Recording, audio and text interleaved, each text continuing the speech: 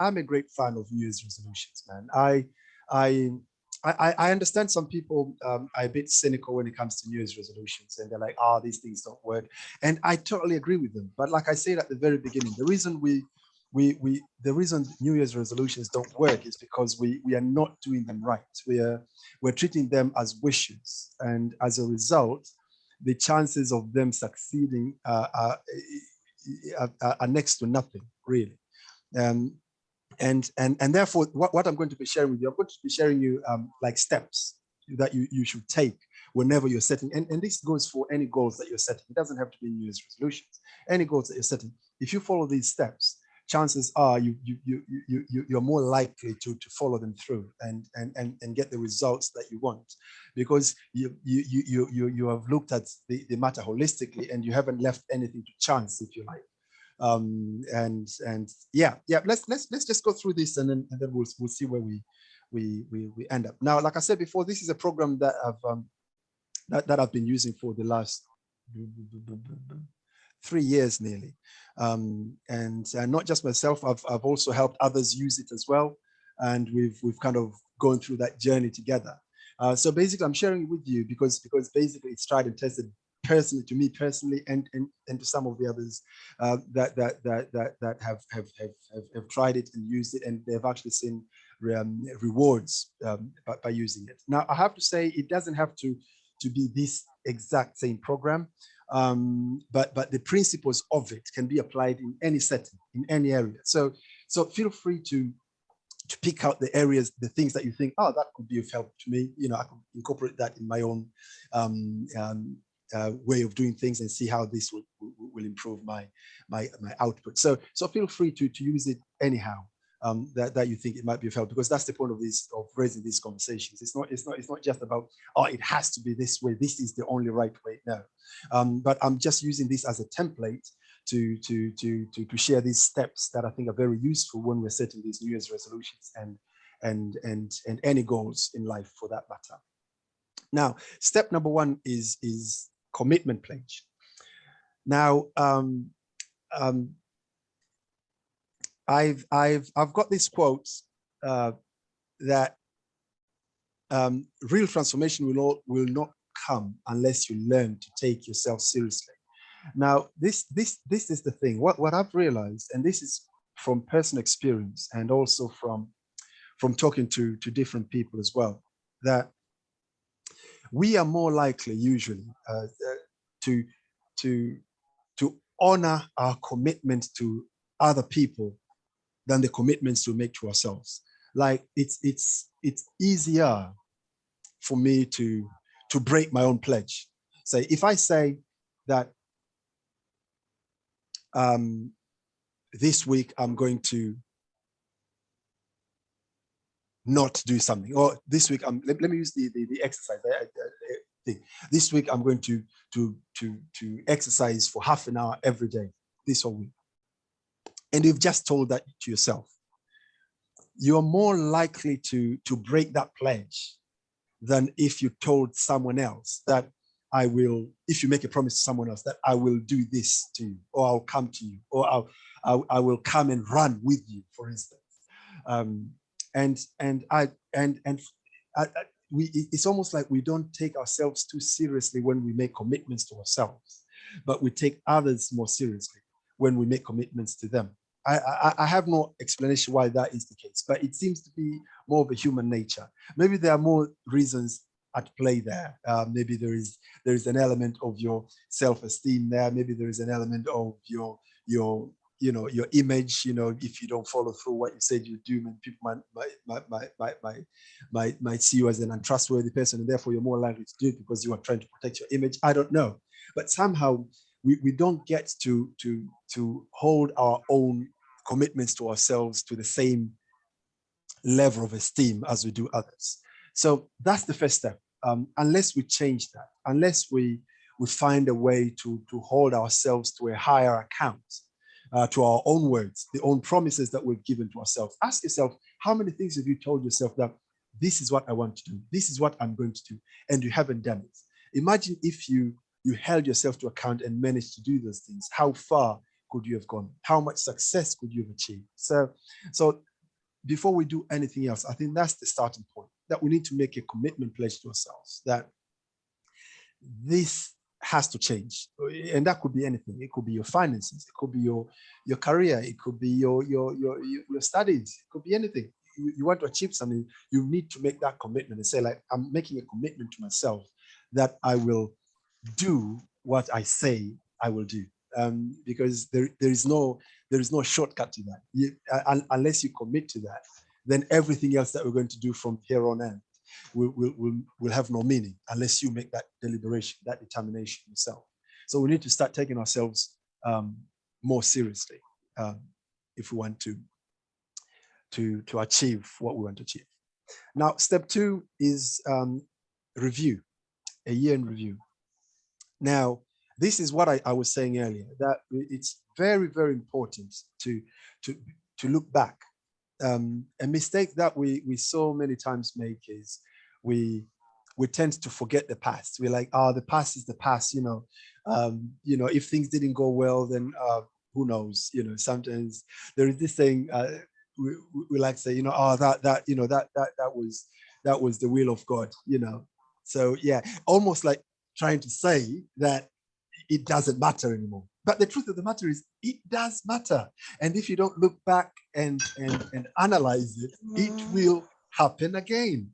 And so I'm not here to make a theological argument that whether it's the will of God or not. But the point I'm making here is that we always have to look at our lives objectively, to look at the results that we have obtained so far in our lives objectively, and say, like, right, this is what I've been up to this year. These are the results that I've got this year. And try and analyze them. Why have I got these results? Are they acceptable? Are they not acceptable? What needs to change? We have to do that, because if we don't do that and just say, like, oh, that is gone, the year is gone, let me look ahead and try and do new things, chances are we'll end up falling into the same traps that we've been falling. Why? Because we haven't really objectively analyzed our life. So year in review is really, really important, guys. And when we're talking of year in review, these are the things that we look for. There are quite a lot of things, so I'll kind of go through them really quickly. Greatest events. What are the things that stand up for you when we're thinking of this past year? We're talking of 2021. What are the greatest things that have happened to you, good and bad? Greatest accomplishments. What have you accomplished? Because sometimes I think we beat ourselves so much because we may not really appreciate what we've accomplished. Because somehow there are a few things that didn't go well and they've stuck with us, and we come at the end of the year and we think we've been a total failure for the whole year. But actually, if we sit down objectively, we can look back and say, actually, I have achieved something. And that could be in any area. It could be in the whole wheel of life, whether in your finances, in your relationships, in your lifestyle. It could be anything that you've achieved in that year. So it's very important to look at all those things and appreciate them. Greatest lessons. What have you learned in the past year? Personal improvements. What areas have you improved? Greatest influences. Who have influenced you the most? What circumstances have influenced you the most? It's very important to analyze those, because we are social beings and we get influenced by so many things. Okay, so it's very important to kind of assess our influences. What is influenced us? Is it social media? Is it my friends? Is it my my colleagues at work? Is it my circumstances? So it's very important to look at these and see how they've influenced you in a good way or in a bad way. The smart decisions you've made, very important to look at that. Most caring service you've done. Okay, it's also important to assess your philanthropic work and your charity work, and what difference have you made to others. The biggest risk ever that has been taken that year. What's the biggest risk that you've taken, and what has been the reward of it, or what has been the detriment of it? Most important, relationships improved. And now this list is not exhaustive. I can tell you that it could go on and on and on and on and on. These are just examples to kind of show you what sort of things you could be thinking of when you're doing your annual review. What should you have done different? What should I have done different in the past year?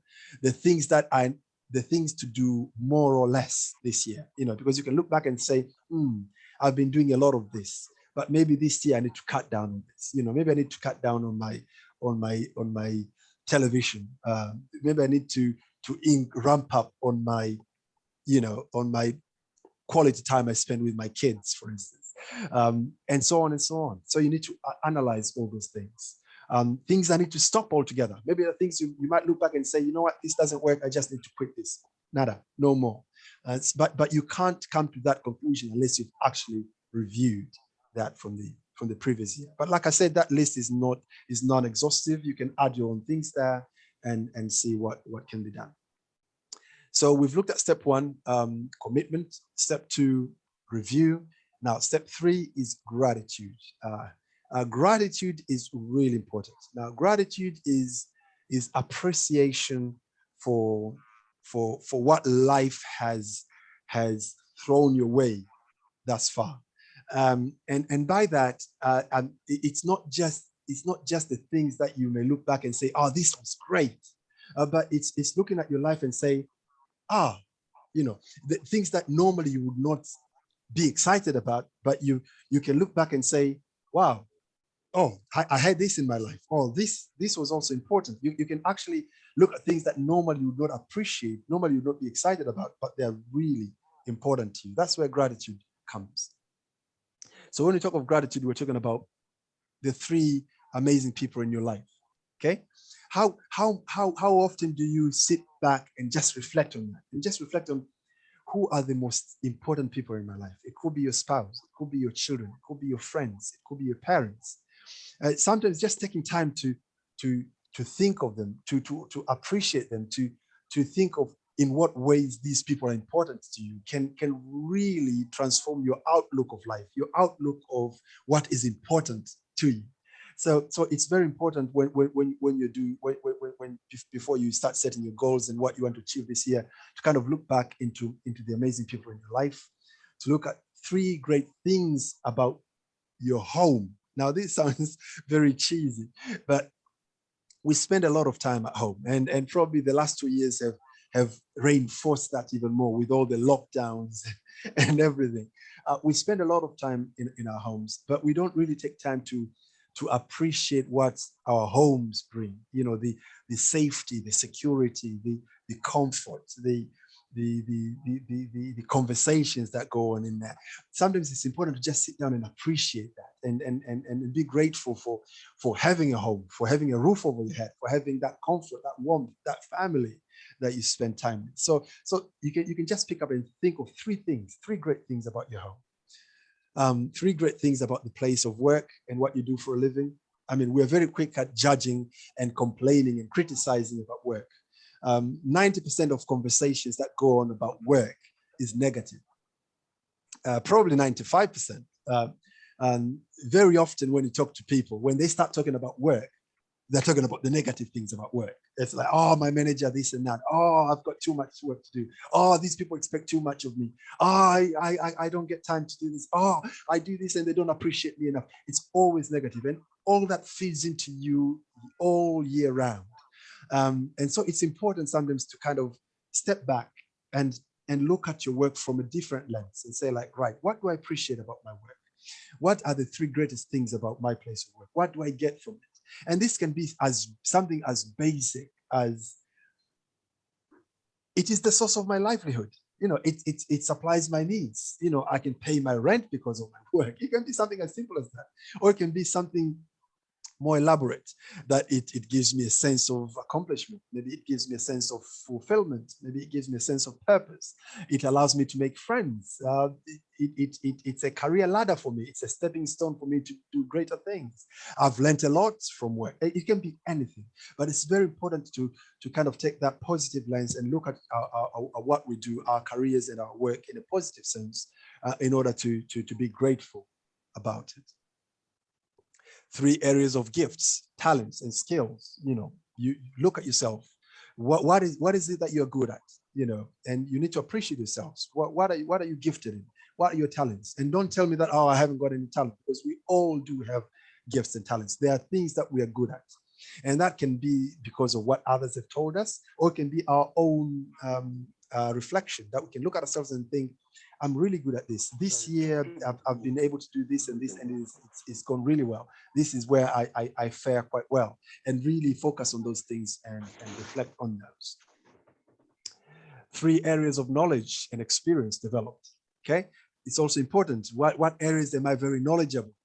What sort of conversations when they come I take because I'm very knowledgeable in that area. What am I good at? What area am I very, very informed? It's very important to assess those things because it's like a SWOT analysis, isn't it? When you're doing a SWOT analysis, you're looking at your areas of your strength, areas of your weakness, areas of opportunities, and areas of threats, which is like your competition and stuff like that. So it's very important to kind of look at all these things because they all inform who you are and what you are, what your values are, and that becomes a stepping stone as to what you can achieve in the future or what you need to do to change so that you can achieve the things you want.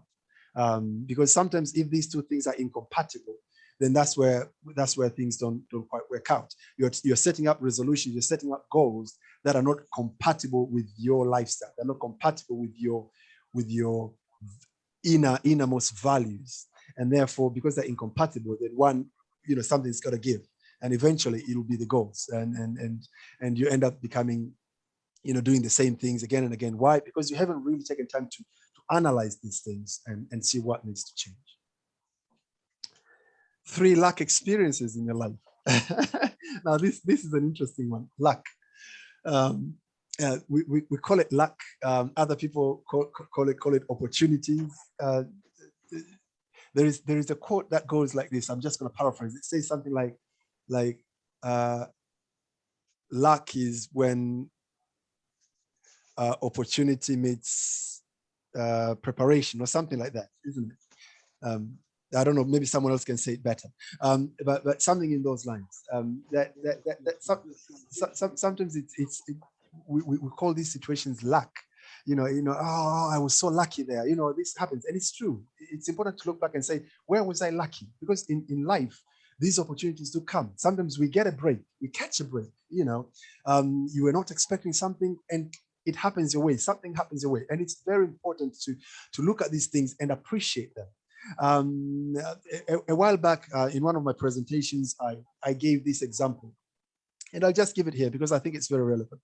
Because that's how life is. Life is full of shortcuts. And if you've been to IKEA, there is this huge IKEA here in Reading, the town where I live, and I think most of you are there as well. And probably in your town also you have IKEA.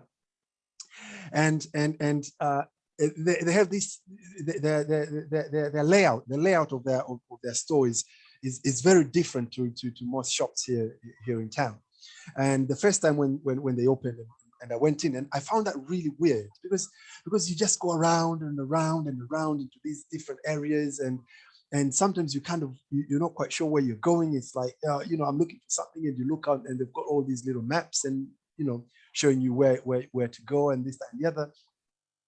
But after being there a few times, I realized they've got these shortcuts. I don't know whether if you've been to IKEA, you probably have seen these, like, because they've numbered their sections, right? And I think it's like the one in Reading is like number 1 till number 20 something. But then maybe you're in number 4 and you're trying to get to number 20. Now before, I used to kind of walk through 4, 5, 6, 7, 8, 9. You walk, and that can take you a good 5-10 minutes to walk through to get to number 20 something. But then they've got these little shortcuts. If you look at the maps, they've got these shortcuts that you could go to, say, number 5, and you could take a shortcut and it will leap you to number 17, for instance, or number 26 or something like that. And sometimes if you can study those shortcuts, you can say, all right, I'm trying to go to number 20. So if I jump from number 4 to number 21, it's easier. And then I can come back to number 20, those kind of things. And since I realized that, it became so much fun. So you look at those maps and you kind of plan ahead that, right, today I want to go to maybe the furniture section and the flower section, this, that. Okay, so which shortcut am I going to take? Okay, I'll take that shortcut, And it becomes so much fun. And it takes much shorter time to kind of go through that. Now, why am I giving this analogy? In life, it's also exactly the same. We make plans, but sometimes we get we get lucky sometimes. We get these shortcuts, and they are always there. Now, this is the funny thing about these lucky breaks, we call them. is that they always come. These opportunities always come. But sometimes they catch us unaware, sometimes they catch us unprepared, sometimes they catch us. But when they come to us and we are prepared, we call ourselves lucky. Okay? But it's not that that's the only time they happen. They happen all the time, only that most of the times they happen when we are either unaware or unprepared, and therefore we don't make the most of it. But when it comes when we are prepared and we are aware, then we make the most of it and we count ourselves lucky. So it's important to kind of look back into these lucky moments and appreciate them, because they are part of our lives, and we can learn to appreciate them and make the most of them whenever they come our way. All right. So let's talk about step 4. I'll talk about step 4, and then we'll have a bit of a discussion based on that. And then if we have time, we can continue with the rest. If not, maybe we might continue the conversation on our next program. So step 4 is life. So we've talked about the first one, commitment. Second one, we talked about what was it? Review. So commitment, review, gratitude, and now we go to life assessment. Jim Rohn has got this fantastic quote: "Success is a numbers game." That at the end of the day, you can reduce your life into numbers, and numbers don't lie. Okay, if you can reduce your life to numbers, then you've got a very objective way of assessing your life, and you have a very objective way of assessing your success. Okay, for instance, if you turn around and say, I want to be rich. Okay, fine. So how are you going to assess that?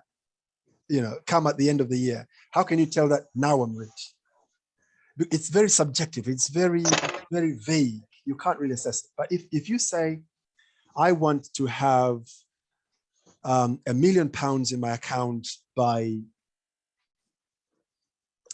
2025, then that is very clear. It's very objective. When it comes to 2025, we can say whether you've successfully achieved what you wanted to achieve or not. And how do we do that? By simply looking at your bank balance. If it's £1 million, then yes, you have achieved. If it's not, you have failed. So if we can reduce our plans, if we can reduce our review, if we can reduce our life into numbers, it becomes very easy to make that assessment whether we have achieved something or we have not achieved something. And so it's very important, even when we're doing assessment of our lives, to really narrow it down to numbers. If say I want to cut down my weight, so the question is, what do I need to do to cut down my weight? Maybe I need to exercise. So how do I need to exercise? I need to be running 3 times a week for 30 minutes. So yes, now I've got numbers. I've got 30 minutes and I've got 3 times a week. So I can actually assess that and say, last week, did I run for 30 minutes 3 times a week? If I didn't, then I've messed up. And it's very clear. But if I just say, I need to do exercise, and then I come at the end of the week and I say, did I do exercise? Okay, let's say if I only ran once for 10 minutes, I might say, yes, I did. But was that enough? You see what I mean? So if we have numbers, then we can really assess whether we have successfully done what we wanted to do or not. So life assessment is a very important step when we're trying to set goals. Now, with life assessment, you need to rate your performance in all the 8 categories of the wheel of life. You remember I mentioned them before: relationship, family, physical, mental, business, finance, spiritual, lifestyle.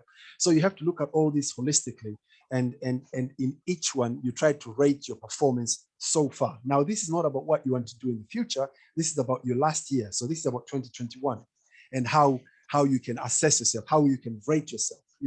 How well have you been doing in terms of your relationships? How well have you been doing in terms of family? How well have you been doing physically, health? How well have you been doing with your mental health and your mental well-being? How well have you been doing in your business? And business includes your career and your work if you're employed. How well have you been doing with your finances? How well have you been doing spiritually? Okay. And how well have you been doing in your lifestyle? And so you need to assess all these areas. In the program that I'm doing, there are specific questions for each area. Let me go back for a second. In each area, for instance, in relationship, there are like 10 questions for each that you can ask yourself to make that objective assessment of how you're faring in that area. And the same for business. You'd have different questions there that could assess how well you're faring in that, and you can score yourself out of 5 on a scale of 1 to 5, 1 being very poor, 5 being excellent on all these questions, and then you can tally them to get your total score, which you'll plot them in what I've got here next. And that you've got this, I call it the wheel of life, which basically is the same 8 areas: physical, relationship, family, spiritual, mental, lifestyle, finance, and business. And basically, when you plot your numbers here, you can assess whether you have a balanced life and whether you have deficiencies. So you can clearly see it, very visual, what area of your life is lagging behind. For instance, when I used this program first time and I plotted mine, I realized that there were areas where it kind of skews. There are areas where I'm up here on the 9s and close to the 10s, and there are areas I'm like here, on the 2s and the 1s, and therefore I didn't have a really nice big circle. I ended up with a very sort of oval thing that was skewed in some areas. So my life was very unbalanced, if you like. So doing this assessment gives you a very objective way to view your life and see what areas need to be worked on for this coming year, so that when you're making your plans, they are balanced and they are really addressing the areas where you really need to change the most, rather than just making resolutions and making plans just because you feel like it, or maybe because you've looked around and thought, oh, maybe this is a nice thing to do this year. No, but it will be objectively based on areas that your life really needs to change at the moment. Okay. Right. Now, before I go to grand design, like I said, let me stop sharing right now and let us have a bit of a discussion here. So we've talked about these 4 steps: commitment, review, gratitude, and life assessment. So what's your take on this, guys? How do you think this can apply into your life? I would like to hear your contributions on this. So I'll open the floor. It's open if you want to come in and contribute. You're welcome. Can I say something, please? Absolutely, Tommy. I was just thinking that step 3, gratitude, I think is quite important, especially when I'm looking back in life. And, it's like 3 amazing people in my life, 3 great things about my home. You have to count your blessings. And sometimes you think you might get down and say, my life is terrible. Why me? Why all these bad things happening in my life? But then in step 3, the gratitude is stepping back and saying, you know what, my life isn't so bad after all. These things are happening in my life, these positive things, these good things, and my life isn't so bad after all. So I think it's always counting your blessings and looking back and saying, you know what, these things happen that are positive in my life, that outweigh or balance out. It's like yin and yang, they balance out the good and the bad, So yeah, that's what I wanted to point out. That's all. Absolutely. Thank you so much for your contribution, Tom. Gratitude is really important. It's something that we don't do often enough, but it can really change your outlook of life, of yourself, and of the things that you want to achieve. And it can really give you the momentum, if you like, to start pushing forward for the things that you want to achieve. Absolutely. Thank you very much. Mr. Karim, you wanted to say something? Yes. One thing is that we all don't have the same strength, mentally, physically, and spiritually, to make to our commitment. Something happened to me as well. Sometimes I can say, I'm not doing this. I'm doing this. I did go back. I'm not going there. I'm going there. I'll go back. You see, these are all common examples. Absolutely, absolutely, and that's why having this kind of a review is very important, because you're looking at your life in a holistic way. You're looking at all these areas. Remember, I mentioned about the wheel of life, those eight areas. It's very important, even if your goal, your aim is just one thing for this year. It's still important when you're doing your review to look at your whole life in general. Why? Because all these things affect each other. You remember the example I gave you earlier when I said you have a goal of cutting down your weight, so you want to go to the gym, but then somehow your relationship, that might affect your relationship with your spouse or with your Yes, children yes, because of the you're time right. and all these things. Uh, so so it's really important when you're doing a review to kind of look at it holistically, because everything affects everything else. And if you don't look at it that way, eventually you will fall short in what you're trying to achieve, because somehow other things are pulling you back. So I remember one of my clients that I was coaching, because I also do one-to-one coaching when it comes to personal development. One of my clients came to me and um, wanted coaching specifically for one reason. That, she had been trying to change her career, but she has been very hit and miss in what she needed to do, because she wanted to kind of trade to kind of do some exams and do some training on certain things before she can actually change her career. That was her main concern. And she's been trying for some time, but she's been very inconsistent. Life gets in the way, this, that, and the other. And so she just needed a coach, a mentor, someone who will kind of like hold her into account to make sure that she does what she said she would do. And that was our aim. But then I said to her that, right, that's well and good, but I think your focus has to be much wider than that, because if you just focus on that one thing, chances are you will end up falling into the same traps. But you need to look at your life holistically, because eventually the reason you fail in that one thing is because there are other areas of your life that get in the way, if you like. And therefore, unless you look at your life holistically when you're making these plans, chances are you'll always trip on the same hurdles. So that's why it's very important to look at everything holistically. Whatever you plan, even if you're just you're just thinking of improving your finances, it's still important to look at your lifestyle. If you're just thinking of improving your relationships, it's also important to look at your mental health, because all these things, in one way or another, they will affect each other. So it's very important to look at these things holistically. Anybody else wants to come in with a contribution?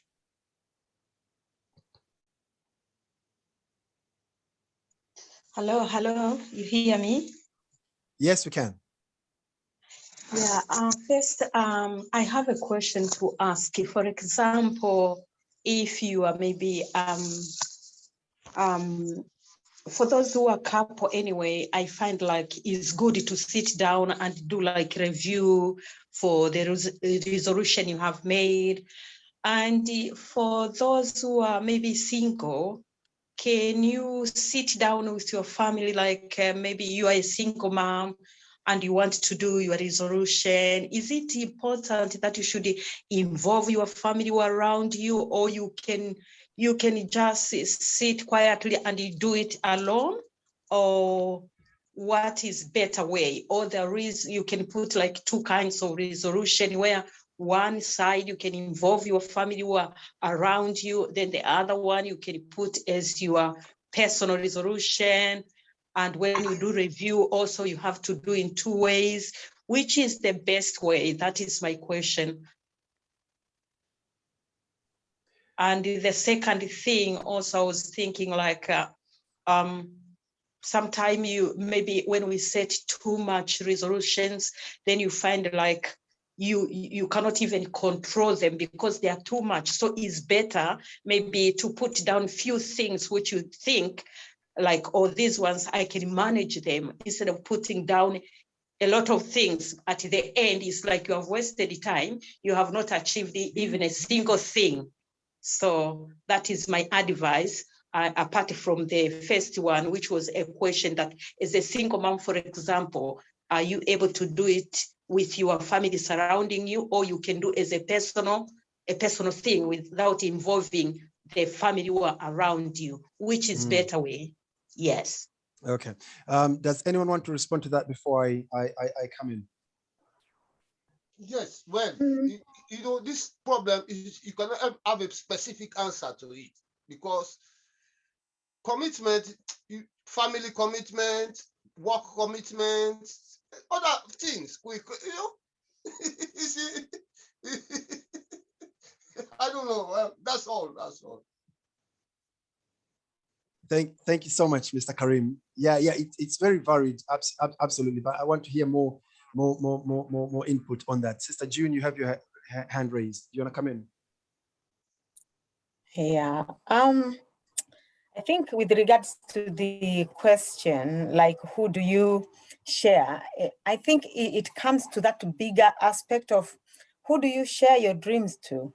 You know, because you have to know that if you are going to share something with somebody, what input do they have in you? You know, I don't know if it's on this platform or somewhere else. I've spoken about the different types of people who are around you. There are some people, by the time you just tell your dream, in fact, they will kind of start speaking so negative that you will doubt yourself.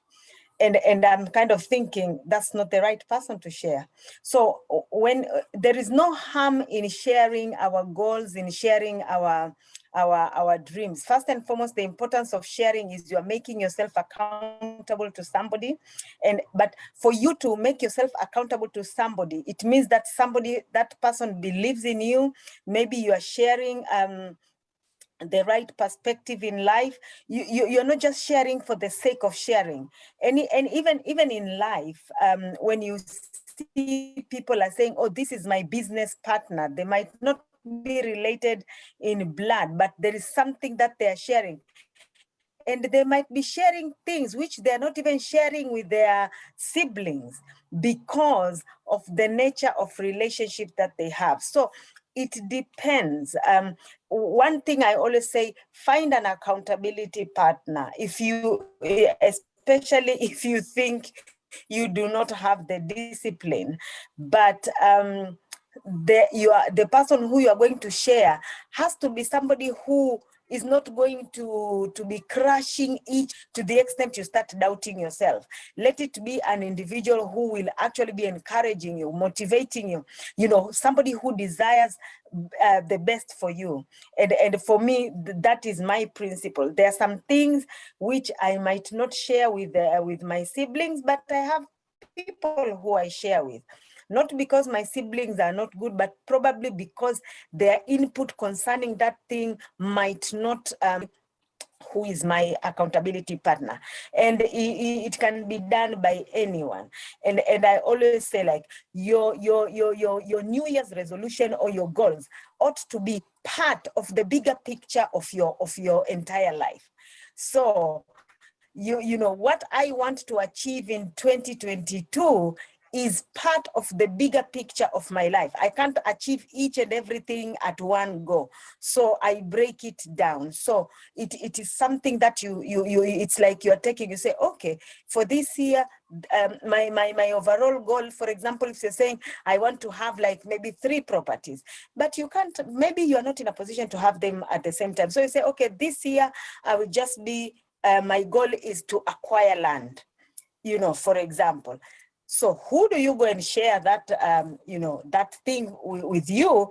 Let it be an individual who will motivate you, who will encourage you, not somebody say, oh, look at this one. Now you're going to acquire land. Haven't you seen other people? They also have land and they're still poor and whatever, you know. So you have to kind of know what value the person you are going to share your goals and the dreams, what value are they adding into that bigger picture? That's my principle. Absolutely. Thank you so much. That is a great contribution. Mr. Chitara, I can see you want to come in. No, yeah, I don't have anything to add. I think she has made a fair contribution to that. But I was just laughing at myself because she said, I mean, the one who posed the question said, as a single person. So I guess if you find a new partner, you can share with your family. Actually, you are right, Pastor. You know what? That could be your New Year's resolution. Yeah, so that's you can share with your family and yeah. That's what I meant. You know what? You know what? That's Yeah. what also I meant. I didn't also mean that people were outside of those closed family, meaning that there have to be people who are related with you, not the people who are a bit far from your family. So like as a mom, maybe if you're a single mom and you have maybe children around you, is it okay if you share with them, or some of them you can make as personal and private, and some of them you can involve them so that you can be motivated, because they're there, they cannot pull you down. If they're your children or whatever, they cannot pull down. They will be the first one or number one motivator to say, yes, you are able, carry on, carry on, carry on. Otherwise, for nowadays, it's not easy to go and involve someone that, you know what, I've got a plot, I want to build in this country. Will tell you, no, you will never build a house in this country, because this country, they never build a house. So you cannot go and share your plans and whatever. So I meant the people who are close to you, and those who are not married, maybe, yes, is a single, and now is a single, she cannot have anyone, or he cannot have anyone. So the only thought is to say, oh, let me share this with my mom, or let me share this with my brother, meaning the family who are very close to you. So thank you so much. Yeah, I'm so pleased with the contribution. Fantastic. Thank you so much, Charles, Monica. sorry, Akbar, let me just add there, even us who are single, we still have very close people who we share our dreams with, and they can be our friends, they can be people who we share the same perspective, it doesn't matter. The first thing is just for you to know what do you want to achieve with your life. And then the people who you share, you know the contribution that they are going to kind of bring. So you can be single and still accomplish great. Singles club, yeah? That's fantastic. Brilliant. Akbar, you had something to say. I think it depends to the personality as well. Personally, I'm introverted. I have a friend who is extroverted. He gets energy from other people. He's sharing everything with other people, and he likes everyone encourage him or say good things about him. But I personally, I don't share my goals with everyone, with specific people, as June said, with people who I know they will encourage me, and they've got good influence in my life. So I think personality is important as well. Some people, they don't like sharing too much. Like I don't share too much things with my parents as well. I like to have them just for myself, think about it myself, and talk about them to myself basically, and achieve those goals and achieve them and take action basically. Instead saying it, do it. I'm kind of person who likes to do it and show it rather than saying it. So I think it comes to personality as well. So that's my personal opinion. Absolutely. I think like the way Karim had said right at the beginning, that answers can be so varied. There are so many different facets and reasons and why you may want to share or not share with people around you, close or not. For instance, I talked earlier about having coaches or mentors. I mean, they don't have to be people you know. For instance, some of the people I've coached, they literally heard from me from someone else, and so they've never met me, they've never known me, but they know what I do, and as a result, they don't know me, but because they know what I could actually give them, which is accountability, something that June had mentioned earlier, and I think that's the most important thing. Let me just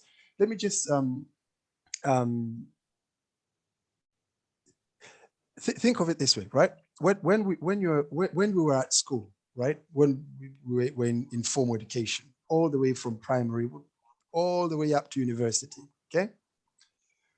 We always achieved to do what we were supposed to do, to some degree, different degrees, but we did manage to do what we wanted to do. And that's why we kept going up the classes. Where when we had homework, we did homework. When we had exams, we did exams. When we did this, when we needed to study something, we studied it. Why? Because there was always accountability there. there was always a teacher that at the end of the day would say, right, this is the work that you were given to do. This is the curriculum. This is what you were supposed to do. Where's your work? And that kept us on the ball. We kept going because there was always accountability. There was always that test at the end of the term. There was always that exam at the end of the year. So accountability was always there. There were people that were holding us to account. The same thing happens when you go to a place of work. Every workplace is organized exactly the same. Everyone has got his line manager. I mean, there is no one that works without a line manager. You know what I mean? Even the CEO of a company has a line manager. You know, he answers to the board. And when there is a board meeting coming up, the CEOs are not having good days. I can tell you that. They are panicking everywhere because they know they're going to be scrutinized in every way. So everyone has got a line manager. Everyone has answers to someone else. And that sense of accountability is what keeps things going, is what gets the work done.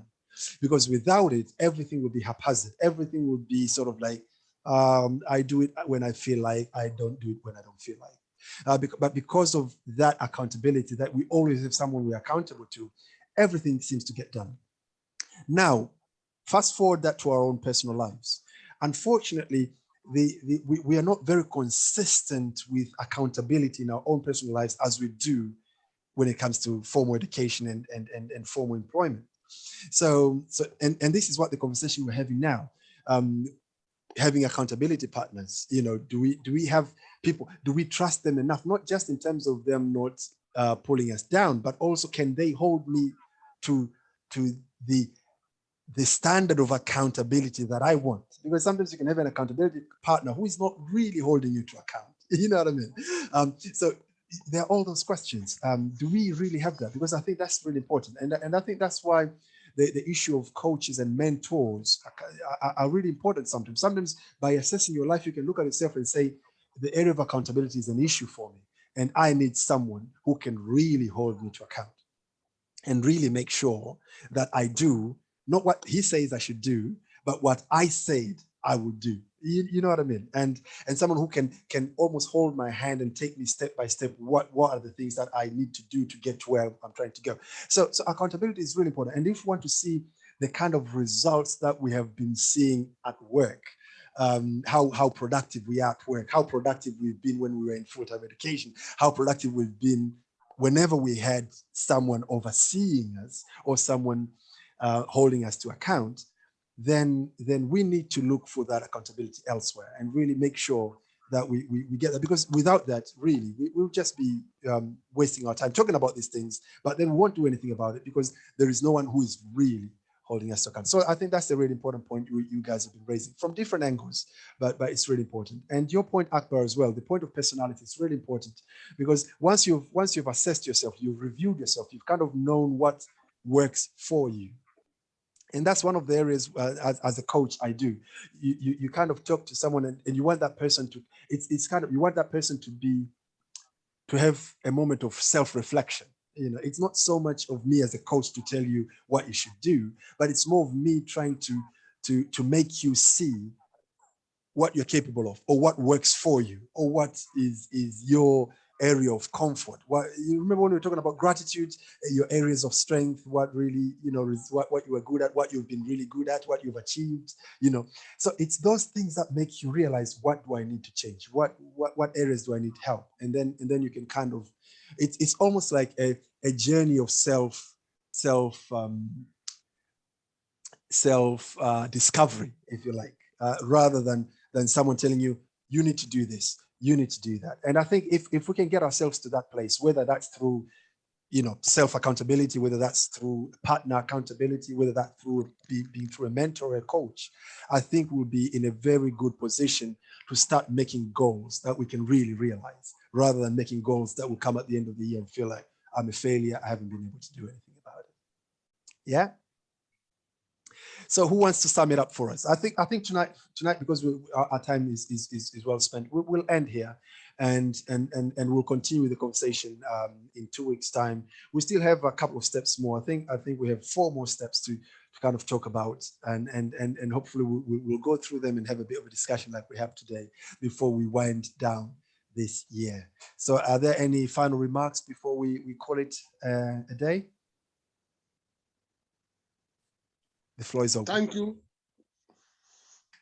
Yeah, I just want to say thank you so much because, you know, I've written my notes here and I'll be reflecting on all the points we have covered today. So thank you so much.